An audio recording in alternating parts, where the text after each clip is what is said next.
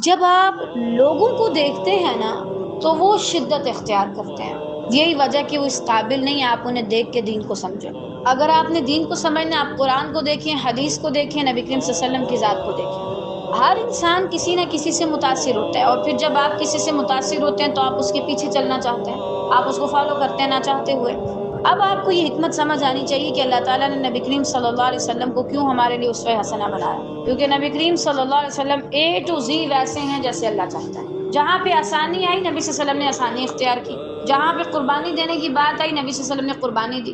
نبی کریم صلی اللہ علیہ وسلم وہ واحد ہستی ہیں انسانوں میں سے جن کے اندر آپ کو کوئی ایکسٹریم رویہ نہیں ملے گا، یعنی شدت پسندی، کیونکہ شدت پسندی اسلام میں ہے ہی نہیں۔ اب مسئلہ کہاں سے خراب ہوتا ہے؟ فلاں باجی ایسا کرتی ہے، اور یہی بات ہر ایک کو سمجھنی چاہیے کہ ہم میں سے کوئی بھی نہیں لے سکتا کسی انسان سے رہنمائی کہ یعنی یہ کر رہا ہے تو مجھے بھی یہ کرنا ہے۔ ہم میں سے ہر شخص کسی نہ کسی لحاظ سے کسی نہ کسی غلو کا شکار ہے۔ اب اس پر اللہ اس کو کتنا اجر دیتا ہے یہ اللہ پر ہے، لیکن جان بوجھ کے دوسرے آپ کو کاپی کرنے کے چکر میں اپنی زندگی مشکل بنا بیٹھیں، یہ کہیں کی عقل مندی والی بات نہیں ہے۔ اس لیے واللہ تعالی بات، اگر آپ چاہتے ہیں کہ دین آپ کو آسان لگے تو آپ اس ہستی کو دیکھیں جن پر یہ نازل ہوا تھا، اور وہ ہیں رسول اللہ صلی اللہ علیہ وسلم کی ذات۔ ٹھیک ہے، رسول اللہ صلی اللہ علیہ وسلم نے ہی ہمیں ایسا کردار دکھایا کہ جنہیں دیکھ کر لگتا ہے زندگی بڑی آسان ہے۔